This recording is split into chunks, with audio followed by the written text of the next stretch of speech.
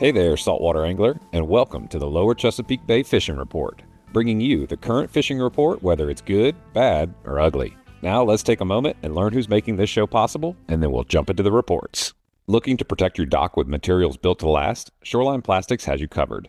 As leaders in composite marine dock pilings and building materials, they engineer solutions that stand the test of time. Their EcoPile is the ultimate composite piling, designed for longevity and eco-friendliness, ensuring your dock remains strong for years. And if you need a quick fix for worn pilings, try Snap Jacket, a durable solution that restores and extends their life. Visit shorelineplastics.com to discover how you can elevate your next marine project. Shoreline Plastics, where durability meets innovation.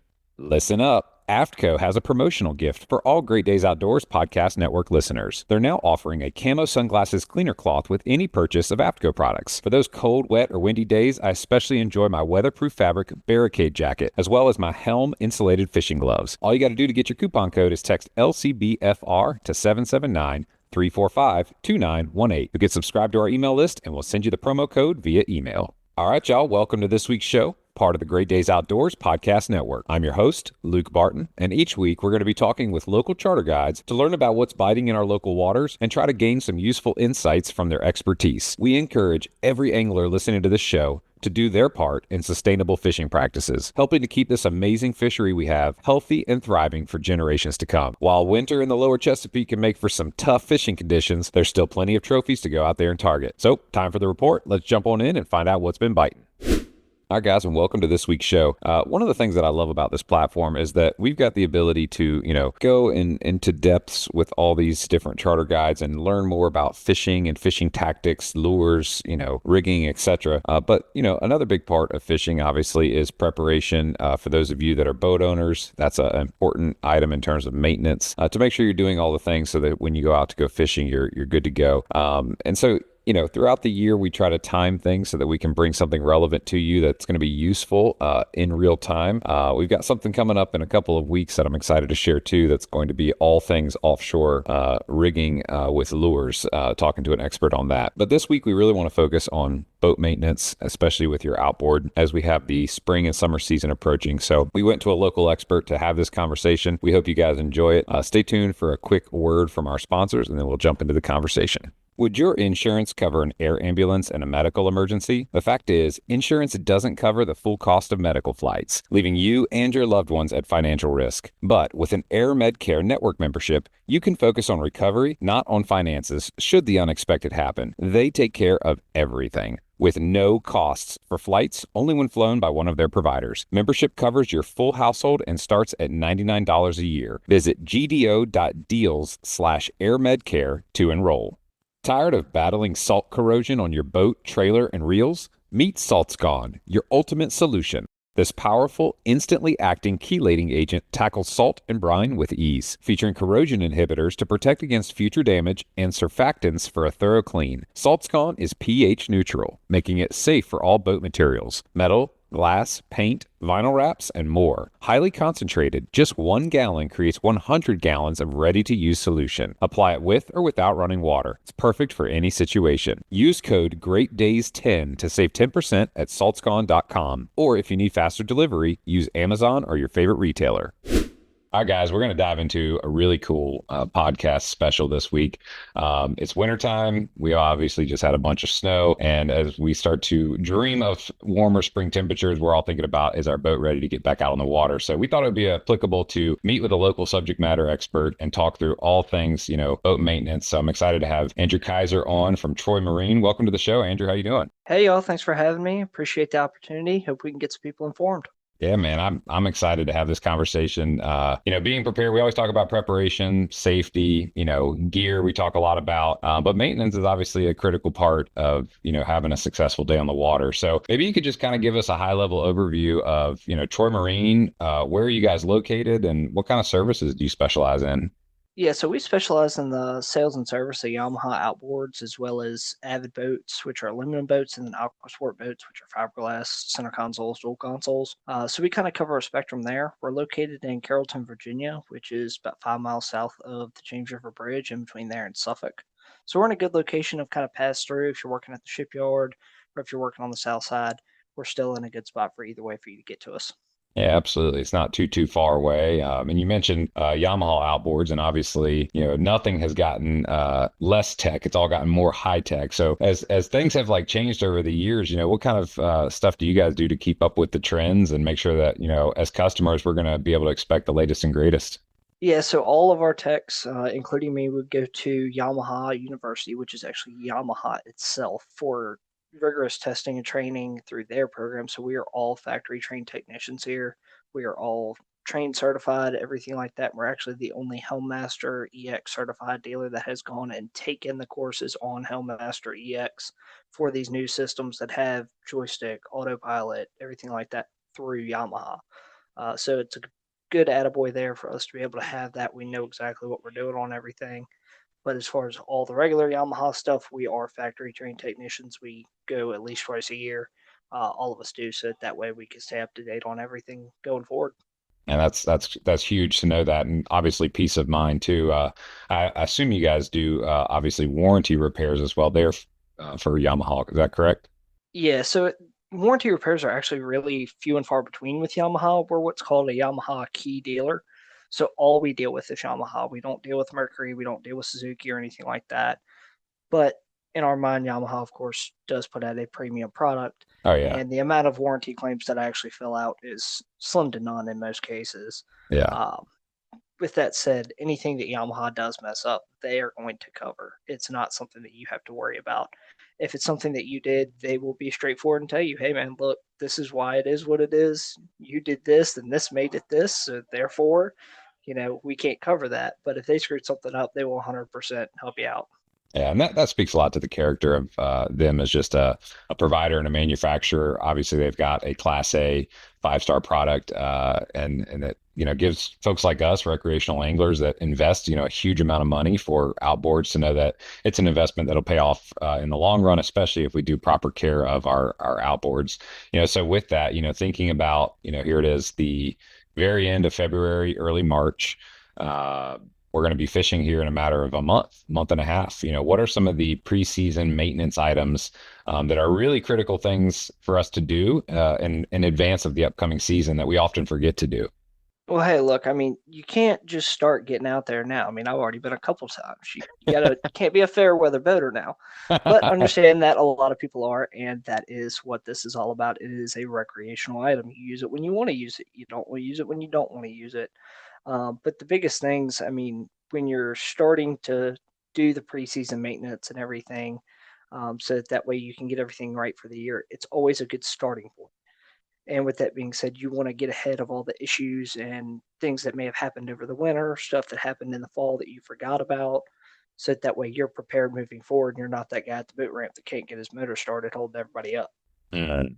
Yeah, I think we've all experienced that or been that guy at some point in our boating, career history. I mean, I personally have an embarrassing story as to why I met Boat US in the very first place, which was I thought I was stranded in the middle of Lincoln Bay and my boat was done, my motor wouldn't start. I called the Boat US, and they came over and tied up next to me, and what's going on?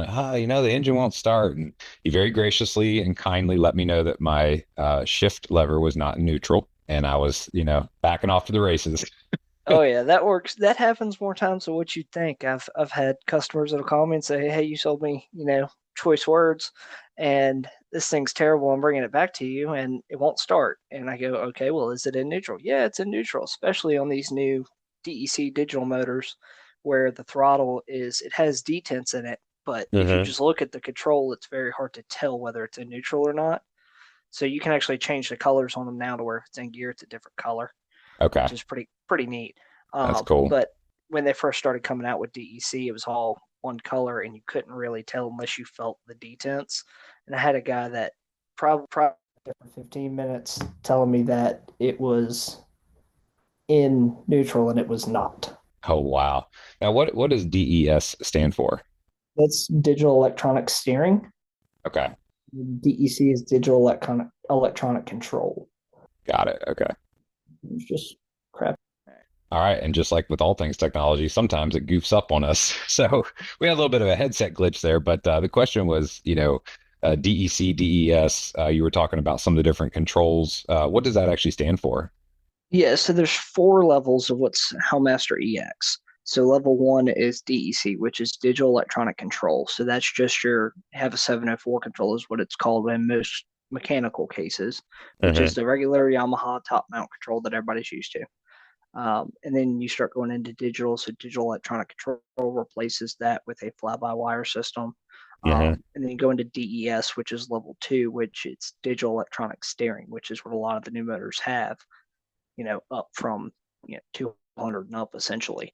Okay. And that is where you can have a Yamaha helm, and that will be all electronically controlled too. So don't freak out. The guys that freak out are like, oh no, if I lose electronics or lose, whatever, is my steering going to die?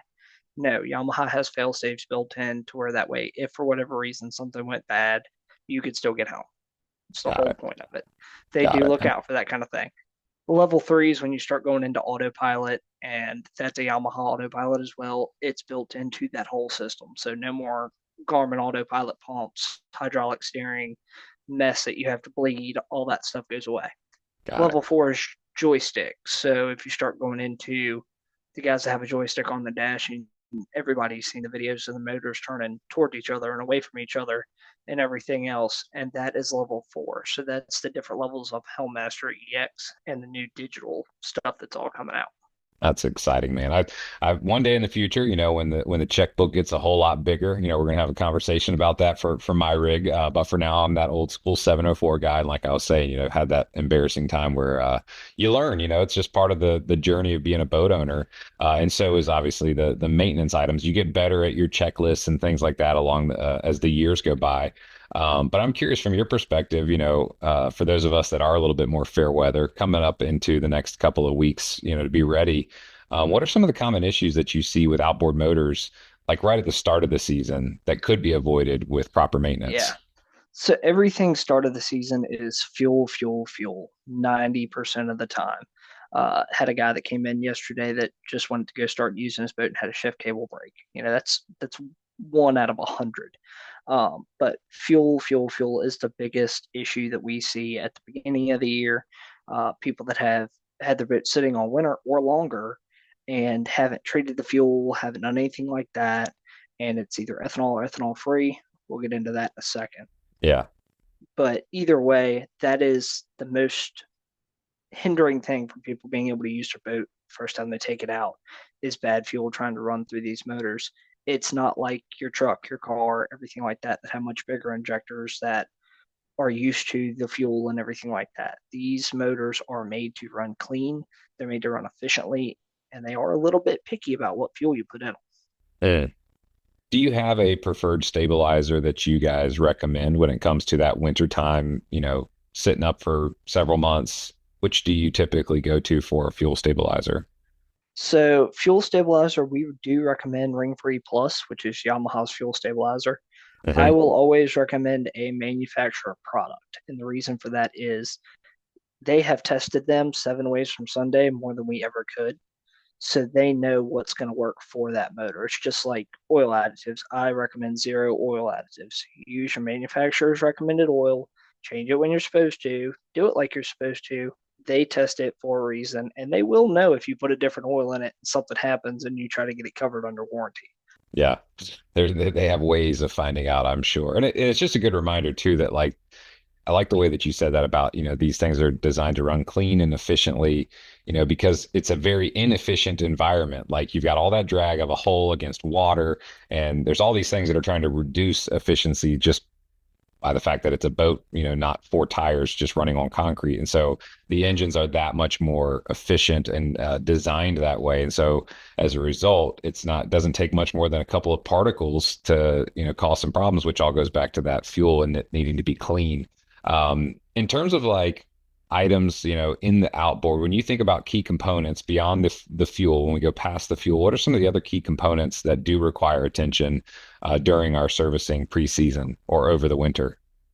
So, biggest thing when you first start looking at your boat during preseason, going through the winter, getting it unwinterized, things like that, you need to look over the boat in its entirety. There's not a specific one or two things that you need to check.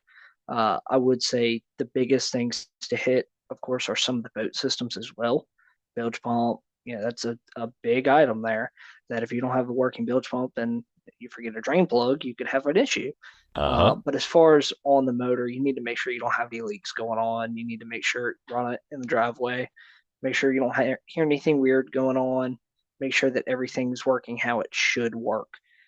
If you're on a boat for any length of time, you know how it's supposed to sound. You know how your motor sounds. You know how it sounds at gear. You know how it sounds out of gear.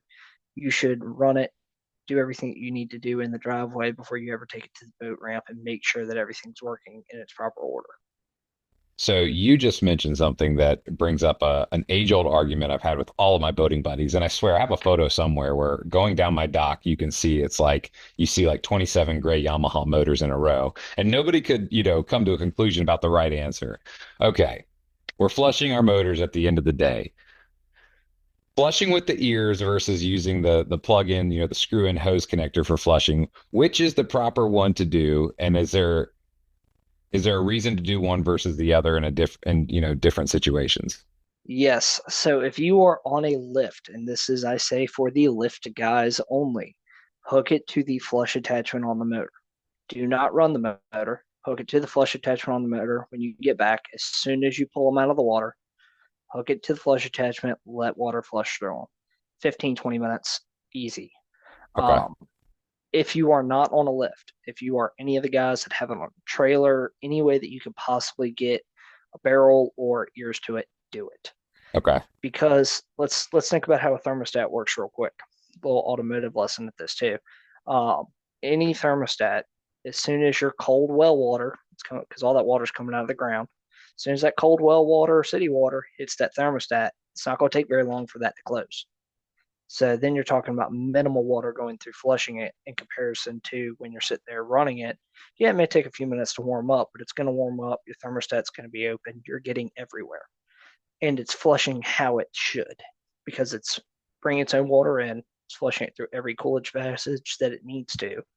And then it's discarding of the water that it doesn't need. When you're forcing water in through the ears, it is still good, but I will recommend a bucket barrel 100% of the time, if at all possible.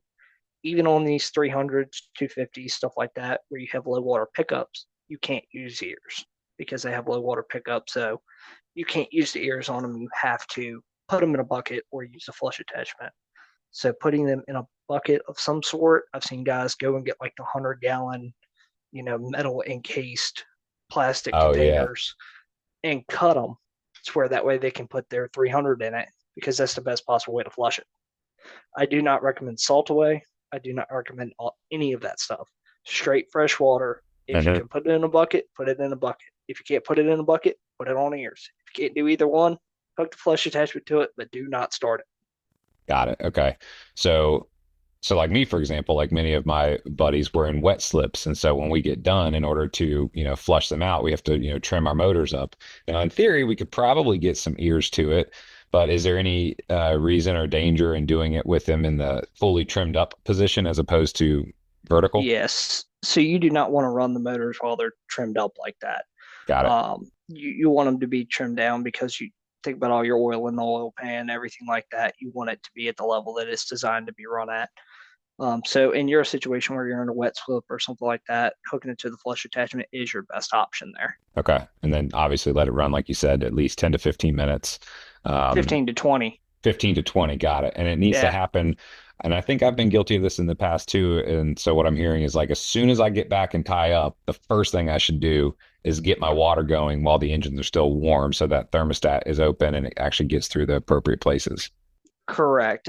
What I tell people to do is if your dock has good water pressure, which most docks do, Hmm. is to put a splitter on it, hook hook your motor up to the flush attachment, and then use the other hose to wash the boat while you're doing that. When you Hmm. get done washing the boat, you're gonna wash a boat, any boat, for longer than 15 minutes. Yep. When you get done with that, you're done. Disconnect it, and you're good. Yep, that's exactly what I've done over the past several years now. I've got, one hose comes off and splits and goes to the two motors to flush them. That's the first thing I get going. The other hose I pull out and start using that to wash down. So it's like unload process, wash down, etc. And then by the time you're done, it's been at least, 15, 20 minutes by that point. But I didn't always know that, and I didn't always do that. I used to do it as the very last thing, and I would only do it for like 3 to 4 minutes. Um, and I did deal with a corrosion issue that, like you said, Yamaha warranty repair took care of it, but I probably could have avoided it if I had been doing proper flushing techniques. So I appreciate you addressing that because it's something I've always been curious about. I've heard some people say, well, why would they put that there if you can't run your motor on it? I'm like, well, I think there's a big difference between how an impeller works, pulling water up from a lower unit versus just, forcing it in from the flush attachment. Any other thoughts on that as far as what we should and shouldn't do? Yeah, so there's a couple more little tiny things, and that is, most people, when I tell them, hey, don't run your motor on that flush attachment, they say, oh, well, I've done it for 15 years. I've never burned up a water pump. And I'm like, okay, yeah, you have a lot of water pressure and you're lucky. Uh-huh. I have seen a mini water pump be burned up like that. So do not run it on the flush attachment. You can run on the ears, run on the bucket. If you can run it on the ears, like I said, some models you cannot. Yeah. No salt away is the biggest thing that I will say. Yeah. Um, and like you were saying, an issue that you had that you probably could have avoided that Yamaha still took care of for you happens more times than you would think. It's one of those things what they call goodwill, Uh-huh. where a customer may not really fall under something warranty like a corrosion issue that is because of poor flushing or something like that, and they'll say, you know what, he just bought this boat, it's in warranty. He's been doing everything else. He's got his maintenance records, everything. We're just going to go ahead and cover this for you. That's the Uh-huh. kind of company that Yamaha is, and that's why we only deal with them. Yep. And that was absolutely my experience. And something that just, makes you a customer for life, because it definitely saved me several thousands of dollars of having to, do the work myself. But again, good lesson learned. And I feel like it was important to kind of belabor that point a little bit because there's so many of us out there that boat on a regular basis. And sometimes proper attention to flushing can be kind of deprioritized if you're in a hurry or doing this out of the other, but when it comes to like saving money in the long run, in addition to proper flushing, like what are some of the other like regular maintenance items that we should be doing that will help to, prevent those types of issues in the future and save money? So, biggest thing pre-trip checklist.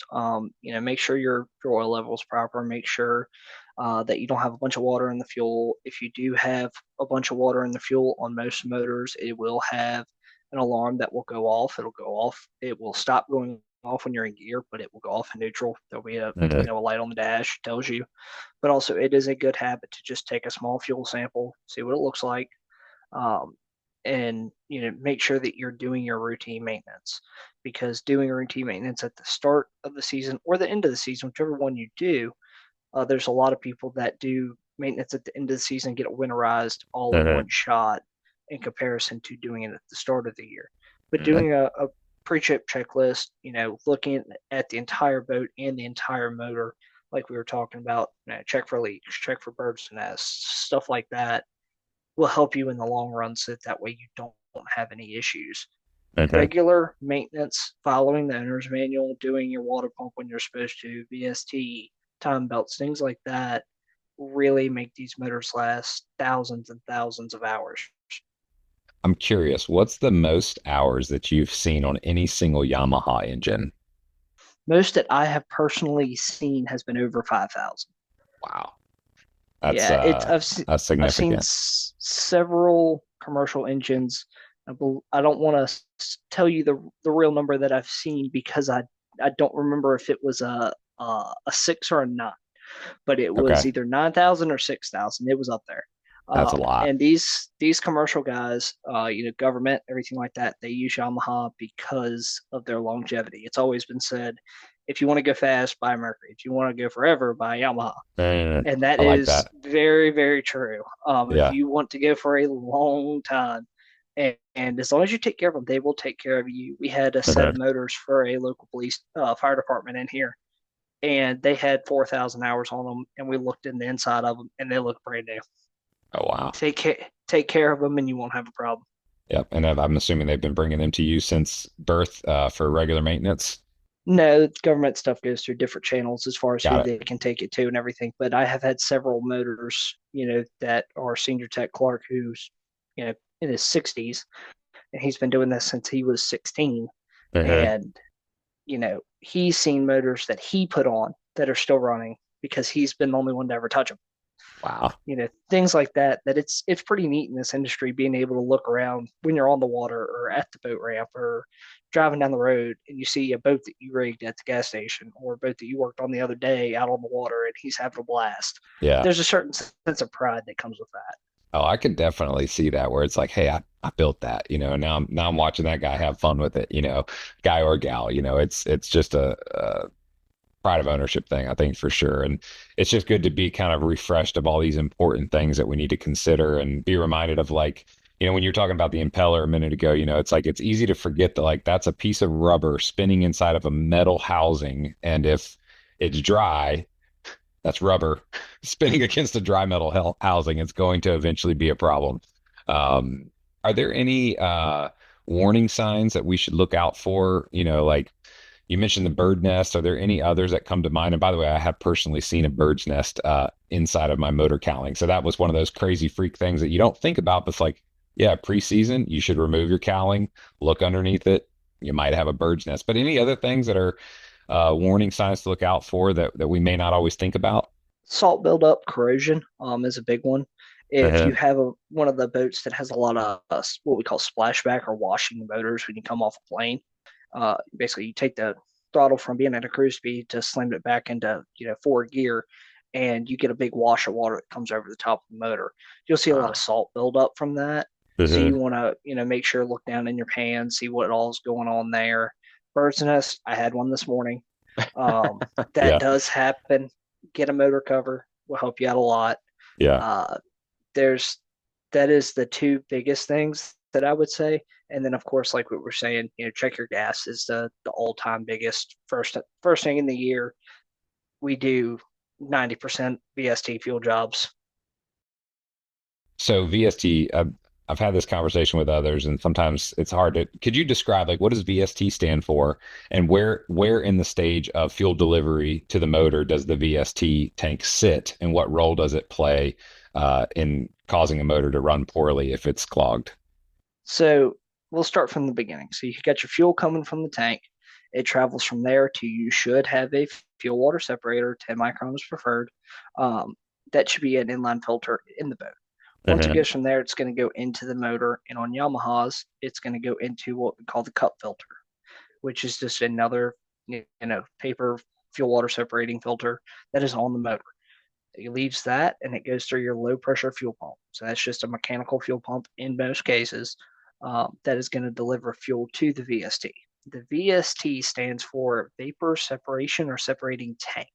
Uh-huh. And what that does, it is pretty much a high pressure fuel pump, to put it in layman's terms. And what that does is that's going to deliver your fuel rail, 40, 45 psi of fuel pressure to the rail. That'll supply the injectors and then, of course, through the valves. Um, so it's getting into the cylinders that way through the injectors, but the VST is what feeds all that. So that's Ah, what's building your pressure. got it. So, of course, it has valves and things like that in it to regulate that pressure, but your main filter down at the bottom of that pump, if that gets clogged up with dirt, debris, so on and so forth. And one of the biggest things that we see that can happen is if you mix ethanol and ethanol free fuel, that ethanol will actually turn into a jelly and it will clog up those filters really quick. Ooh, So one thing to watch out for, we always tell people to pick one, stick with it. I tell people to get what you can get 100% of the time, no questions asked. So most of the time for most people, that's regular 10% ethanol pump gas, perfectly fine. uh-huh. Um, but stick with one. But that's where the VST is in the fuel delivery process, at least. Got it. So if you are already using ethanol fuel, do not switch all of a sudden to ethanol free because it's going to create some sort of a reaction that's going to turn a lot of the existing ethanol into jelly. So the biggest thing is not doing it and letting it sit. Yeah. So if you are going to switch, we make sure to tell people, hey, run that fuel down as low as you can and be comfortable. We don't want you calling CETO. Um, Right, right. but run it down as low as you can and then fill up with your ethanol free or whatever you're switching to, and then go and run it. Mm, Don't wait. okay. Don't wait 3 days. Don't wait a week. Run it that day, if at all Uh-huh. possible. Yeah. Go and run it and make sure that you get some good flow through there so that way Uh-huh. you don't have any of that mix in there. And if it is a little bit of mix, it's very, very minimal in comparison to a half a tank and a half a tank and then letting it sit for 3 months. You Right. don't want to do that. Right. Right. That makes sense. And you mentioned tank. That also brings up another question. I've heard, leave your tank full over the winter, like to avoid, condensation buildup. What's the right school of thought there in terms of like, okay, I know this is probably the last trip I'm going to use the boat for the season. What should I be doing, in addition to the fuel additive, what should I be doing in terms of my fuel tank level? So I don't think that you're ever going to get everybody to agree on Agree. this because there's a million different ways to do it. There's guys that fill it up. There's guys that put it in half, three quarters, quarter, empty, additive, no additive, and you're never going to get a glorified, silver bullet answer on that. My feeling on it is if you have ethanol or ethanol free, it really does not matter. I've seen ethanol free go bad. I've seen ethanol go bad. It really does not matter one bit. I tell people to leave it empty because if you have it full or three quarters, halfway full, and that fuel does go bad over, say you're only planning on leaving it a month and you've left it 6. If it does go bad, you're out, however much fuel is Yeah. these days, that's a pretty penny still. Yeah. And then a lot of people will, fill up their tank half, three quarters, like what we were talking about, and then end up putting fresh fuel on top of it. Well, if you take Yeah. bad milk and you put good milk on top of it, It's all what do bad you milk. got? It's Got a all bunch bad of milk, bad milk. bunch of bad milk. So we tell Yeah. people to leave it empty. The amount of condensation, if you do pump it out and everything like that, it's still going to be minimal in comparison to, a tank full of bad gas that then you then have to dispose of and then fill back up. So fill it Mhm. up, treat it with ring free at the start of the season, and keep right on pushing. I have seen very, very, very few problems out of that in Mhm. comparison to say, somebody last year that had a full tank of fuel. Oh yeah, I was told I was supposed to fill it up. Treated it luckily, but that wasn't enough to save them. They had a bunch of water in their fuel and had to pump the entire tank out, get a fuel system Yes. cleaning, and then start over from scratch. That's not cheap, is it? It's not cheap. Nah. Oof. Yeah, that's tough. And I mean, as far as water in the fuel, obviously it starts in the tank and then eventually starts to pick up and clog up your fuel water separators, the cup filter, and ultimately the VST. At what point in the fuel journey, so to speak, does the alarm actually get set off? Like, where is the alarm for the water actually sitting? So there's a switch inside the cup filter on the motor. Okay. That is, it's got a little float in it. So of course, it doesn't float in fuel, but it will float with water. So when it Ah, gets water in it, it floats, sets the switch off, sets your alarm off. got it. Now your fuel water separator is going to filter out all the water that it can. But once it's full, your water's going into the motor. Got And it. the cup filter is only going to do but so much before it says, okay, I'm done. And that, in the grand scheme of if you're burning, 15, 20 gallons an hour on some of these boats and you're running and everything and burning through that fuel, it's not going to take very long for all that stuff to fill up with water. And then once you get, that far, you're putting water into your fuel system at a pretty decent clip. And it's not going to take very long for everything to start showing you those effects. The telltale, somebody calls me and says, hey, my boat will only go 4,500, maxed out. It ran 6 grand 2 weeks ago. It's out of Odds combustion. are, odds are you got a gas problem somewhere. Yeah. 85% of the time. Yeah, no, that makes a lot of sense. And in terms of water in your fuel, let's say that we're out there and we get that water and fuel alarm and we're aware of it. Are we in any sort of imminent danger of like major catastrophe to the motor, or is it just hey, get home and get to a service center like Troy as quickly as possible, or is there imminent danger to water and fuel? So I wouldn't say that it's one of those things that, hey, it's going to blow your motor up in 5 minutes. It's not going to. Now, are you going to have some terrible running issues and everything like that? Absolutely. Okay. So try to get back to the dock as soon as you can. I do recommend idling because you're flowing fuel through at, zero point 0.9 or 1 gallon an hour, if that. Okay. Um, so you're burning a lot less fuel, which means it's less of that water getting into the motor, if at Got all it. possible. If you got a CTO membership, dude, they come get you for free. If you don't mind waiting a few minutes, hanging at the sandbar, let them come get you, tow it back. It don't hurt nothing. Right. Um, But if, of course, nobody wants to pay the 1,000 or 1,200 bucks it is now for if you don't have a CTO membership. Right. So That's an expensive day. in that case, just try to idle back to the dock if you can, and Yeah, then give us a call. Let us know what's going on. got it. And you guys are obviously a full service center. So if you're someone who's just like the occasional recreational boater, like the sandbar you mentioned, we might not have a garage full of tools or all of our lubes and, grease guns and all the things that go into, spanner wrenches and all that jazz. We don't have it. You guys do it all. So like I can just headache free, bring it in, drop it off, say, hey, make sure I'm ready to go, safe, sound. You guys handle it all. For the guy like me, the DIYer who, likes doing my own maintenance, what are some of the things that, that we can safely do on our own that we don't necessarily need to bring it into a service center for? What are some of those common lists that we can do? So the one thing that I will recommend is it really depends on the customer. If you feel confident that you can handle it, then absolutely go for it.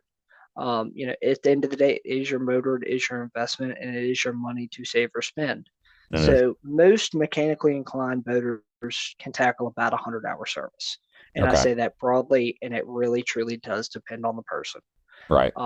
When it comes to other items such as timing belts, water pumps, VST services, internal anode, I would definitely recommend bring it to a factory trained technician, whether it be for any brand. If it's, Yamaha, of course, bring it to us. If it's a, Suzuki, go to a Suzuki dealer. Mercury, same thing. Um, but a service bill is always cheaper than a motor. That's Uh, what I try to tell people. If you go in and screw up the timing on your motor because you thought that you were going to do a timing belt and you don't torque down the flywheel right, or you put it out of time, and you end up messing up your motor big time, of course, a new mhm. motor is always cheaper than a service bill. We tell Yeah. people to put away a little bit of money every month, just like you would for your boat payment. Yep. Just put a little bit of money away to the side so that way when you do your maintenance and things like that, you're prepared for it. Got it. Yeah, that makes a lot of sense. And that hits home for me too, because, I've done all the 100-hour maintenance myself for the past, almost 10 years. And every time I've come to things like the internal anodes or the timing, I've always brought it to a Yamaha dealer because I do fear, going outside of my element. Those tasks are kind of straightforward. Like the lower unit's not going to go back up unless the teeth are correct. You're going to know immediately if you accidentally twisted the shift shaft and you're actually in reverse when you think you're in neutral. Like you're going to know, you're going to get that feedback immediately and be like, okay, I got to fix this. Whereas like you were saying, these other things could be a little bit more invisible to you, and then you blow up a motor and it's too late. So definitely, I take that advice to heart and would say anybody listening, your water separator changes, your oil changes, like those are kind of straightforward. If you got basic tools and basic mechanic skills, yeah, you can do it. But everything Yeah, else, we should probably just bring it to you. yeah. What I try to tell people is if it doesn't feel right, it probably isn't right. Mhm. Yamaha is very particular, just like every other brand. If you cross a hose while doing a VST and you got fuel going where water should be and water going where fuel should be, you can mess something up pretty quick. That's some real water in your fuel there. But Yeah, that is stuff that you got to think about. If you don't feel 100% confident that you can absolutely tackle this, don't. got it. There's a million YouTube videos out there. I get it. You want to save a little bit of money, but like I said, a service bill is cheaper than a motor. Do you want to risk it? If you feel confident, go for it, man. Yeah. What I'll tell people is, hey, look, if you want to do your 300 hour service, whatever, and then you want, you're due for a water pump, thermostat, pressure control valve, stuff like that. If you want us to do that and you just want to do your service, cool, dude. Do your Mhm. service. Give me a call. We'll get you in here for a water pump. Yeah. Because there are some things that's like, hey, if you saw water in your gear loop, what are you going to do? You're going to call us because you're Yeah. not going to pressure test and reseal and everything else. So there's some stuff that's like, hey, if we're going to do a water pump, just don't put gear lube back in it. Do your 100-hour service, bring it to us. Let us do that when we do the water pump. In case for whatever reason we did find water in the lower unit, we're already going to be halfway there when we got to pull the water pump if we do have to pressure test and do seals. So just talk to us. We are happy to help. We are not trying to sit here and take every penny from you. We are sitting here trying to make sure that you feel comfortable out on the water and that you have that peace of mind that everything is done right. Yeah, yeah, that's huge. That peace of mind is huge because obviously safety is paramount the moment we leave the dock or pull off the lift, and it all starts with the maintenance. So knowing that there's folks like you guys and Troy Marine who are dedicated to learning it the right way and making sure that it's done the right way gives us a lot of peace of mind. Aside from some of these other things that we've talked about, if we're thinking about like a repower or we're thinking about, we've got some concerns, like when's the right time to start that conversation with you guys in terms of, let's say I've got a boat that I want to repower, what kind of a lead time and sort of, start to finish shopping experience should I expect if I'm going to work with you guys for a repower? So call us anytime, of course. If you're starting to think, best thing is to do is to get educated and know what you're buying. So if you are starting to shop around for a repower or even for some big service work, give us a call. We're happy to help. Um, Lead times, we're not in COVID anymore. It's not nearly as bad as it was. But even when we were in COVID, like I was telling you before, we are a key dealer. So Uh-huh. there's a lot of things that we can do that a lot of the dealers can't, where other dealers have to buy a certain amount of stuff or a certain amount of this, then they can't really do anything else. If we don't have a motor, we can move things around so that way we can try to get you a motor faster. Um, and everybody always goes to the typical of, Yamaha is more expensive than Suzuki and Mercury. It always has been. It's not Uh-huh. something that's going to change. You're paying for the reliability. You're not paying to go fast. You're not paying for whatever. You're paying for knowing if something's wrong, Yamaha will fix it, and the longevity of that motor. It's an investment. It's just Yeah. like buying a stock or anything else. It's an investment that you're trying to grow. Yeah. So if you do have any questions, give us a call. Perfect. And then just for everyone's edification, you guys sound like, to be a key dealer and to have all this, knowledge, you guys must have been doing this for more than just a few years. How long has Troy Marine been in business in the Hampton Roads area? It's 20 some odd years. I don't know the exact number off the top of my head. Um, but it's a good bit of time. It's 20 some odd years now that Detroit's been in business doing this. Yeah, that's a very long time to be in business, and obviously with that comes a lot of tribal knowledge, tips and tricks along the way. And speaking of tips and tricks, are there any other lesser known tips or tricks for outboard care that you can think more boaters should know and be aware of and add to their to-do list? Absolutely. So number one, the age old tradition, keep a spare plug in the boat or on your boat keys. If you have one of the bronze, 3/4 inch plugs like most boats do, you can actually take your drill, if you have one at home, and drill a hole where you would put your Allen wrench. It's all solid. So you can Hmm. drill a hole through there and actually put it on your key ring. Oh, that's good to know. So keep it on your boat key ring, the extra spare plug. I have a really funny photo that I'll send you when we get done recording, but I was at Chick's Oyster Bar one time and I was rafted up to a buddy and I look over and I'm like, that boat is sinking. And sure enough, the boat had left the dock at Crab Creek and had forgotten to put his boat plug in. The comedy of it is the name of the boat was Just Add Water. He was trying to make it grow.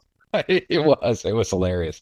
There was about 36 empty natty ice cans floating around in the bottom of the boat too, so that could have been part of the issue. But at any rate, if folks are listening and they're like, "Man, I like what Andrew's talking about. I like the way that their approach to services and just the relational side of y'all's business, the key dealership feature and benefit." Folks want to get in touch with you guys and schedule a service or learn more. What's the best way for them to contact you guys and get in touch? Yeah, so give us a call anytime, 757-238-8746. Option three, get you straight to me. Be happy to help you with anything, part service, like point you around wherever I can. If you do have a sales question you're looking to get on a repower or a boat that we have here, feel free to look online, send in a request a quote, something like that. We can absolutely help that way. Or you can do option two for sales. That will go to the salesman and he'll help you out with their, if you're trying to purchase something like that. But anything parts service, you're trying to get that preseason, tune up done, we can absolutely help with that. And, we can go in a second of, what I would recommend a customer do as far as like their break-in stuff and their servicing on that stuff. Very, very cool. Man, it sounds like you have a real passion for this. I'm just curious, when you grew up and got into this, like what made you go, you know what? I love service so much that I'm gonna do this as my career and as my passion. What was the inspiration for you to get into this? So I've been on boats my whole life. Down from basically when I was born, and I've always enjoyed working on motors. I've always enjoyed how they work. I've always enjoyed boats. I love fishing. I've fished, I don't even know how many days if I were to ever put a count on it. I did some mating on some charter boats and stuff like that. I primarily just do offshore fishing out in the Gulf Stream. That's my thing.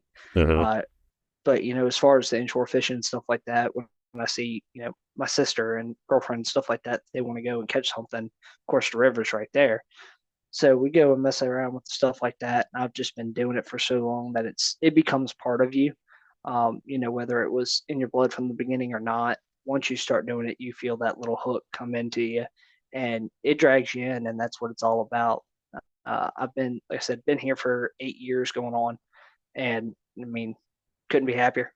That's awesome, man. I love to hear it because that's an important thing, as boaters, our boat's like our pride and joy, and whenever we take it somewhere for someone else to work on it, we want to know that they have a similar passion. And when that's true, that they're going to look at it in the same way you would and make sure that it's done right so that that next trip out to go fishing is a good trip and there's no issues getting in the way of a good time. So I can't thank you enough for joining us and just giving us the education and the ideas that we need to be considering in our preseason maintenance to make sure that our outboards are ready to rock and roll. Can we find you guys on social media? Where are the socials at for Troy Marine? Yeah, absolutely. So we have a Facebook page is the biggest, easiest way to find us.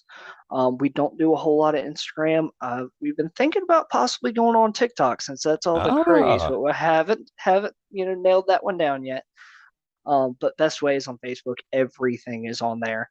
got it. For all of our events, everything like that, you can go on our events tab online, or on Facebook. They're on there too. We do have a avid open house coming up.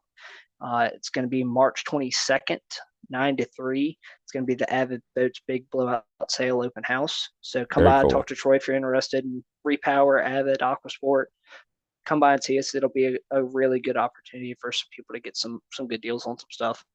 Beautiful, man. That's very exciting to hear, and we'll make sure that we post that in the show notes. The date of the open house, and that's going to be at y'all's location in Carrollton, and we'll put the Correct. address on there as well too. And you guys are typically open Monday through Friday, 8:30 to 5, and then Saturday by appointment. Is that correct? For the winter hours, yes, we will go to 9 to 1 on the on Saturdays once summer really gets kicking. Usually April May time frame. We kind of Okay. gauge that one by ear. Um, Best way to check and see what we're doing is to go online, and go on our actual website. Google will give you false information. Yes, yes, Yep. I Yep. understand. Everything on Yep. Google's right. No, it's not. Um, So true. so go on our website, or give us a call. We will absolutely let you know. Yeah, that's a great pro tip because I've definitely showed up to a restaurant before that was closed because I trusted Google instead of going to the actual restaurant website. So, Andrew, again, thanks for hopping on, man. I really enjoyed the conversation. We look forward to hearing from you guys in the future. Yeah, absolutely. Just hit us up, and we'll be happy to come back on and talk about whatever y'all want.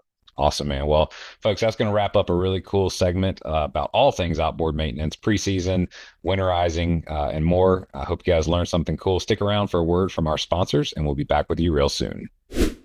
All right, guys, welcome to this Ask the Expert segment. So, we are actually going to look for questions from you guys listening. So, if you are curious about something that you'd like to hear from Andrew and Troy Marine on, whether it's a motor question, a boat question, or anything in between, go ahead and email us at lukebarton@greatdaysoutdoors.com. Ask your question, and we're going to ask the expert that question and cover it for you. So shoot those questions to us via email. And Andrew, when we get these questions, we're gonna come back to you and ask them. So are you ready to be the expert on call? Yeah, let's send them in, see what we can come up with. Maybe we can help some people out. Awesome, man. I appreciate it. And folks will look for those questions from you and we'll cover them in a coming episode in the future. It's time we talked about catching some serious savings. Imagine harnessing the power of the sun to cut your energy bills and having a roof that's built to last. Convert Solar and Roofing specializes in top-notch solar installations and durable roofing solutions that stand up to the toughest elements. Their solar panels are designed to maximize efficiency, and their roofs are built with premium materials to ensure long-lasting protection. Whether you're out on the water or at home, their expert team ensures you're covered. As fellow anglers in the Lower Chesapeake Bay, the team at Convert Solar and Roofing cares about both sustainable sustainable living and sustainable fishing. So reel in those savings today and visit www.convert-solar.com or call 757-44-SOLAR. Make your energy and roof as reliable as your favorite fishing lure. Call Convert Solar and Roofing today. Hooked on fishing? Then you're part of the local community that Long Bay Point Bait and Tackle cares about serving and giving back to, providing you with the right selection for each season's target species. They're your one-stop shop to gear up with the best bait, tackle, and insider tips to catch your next trophy fish. You can fuel up right out front on the water and then chat with the crew inside for hot tips on where they're biting. So swing by today. Long Bay Point Bait and Tackle, where your fishing adventures start and finish with your trophy catch on their scales. All right, y'all, that's going to wrap it up this week. Please subscribe, rate, and review wherever you listen to podcasts. And remember, to get your free APCO Camo Sunglasses Cleaner Cloth, text the acronym LCBFR to 779-345-2918 to get your promo code and be added to our email list so we can send you the new show each week. You guys keep on whacking them and be safe out there.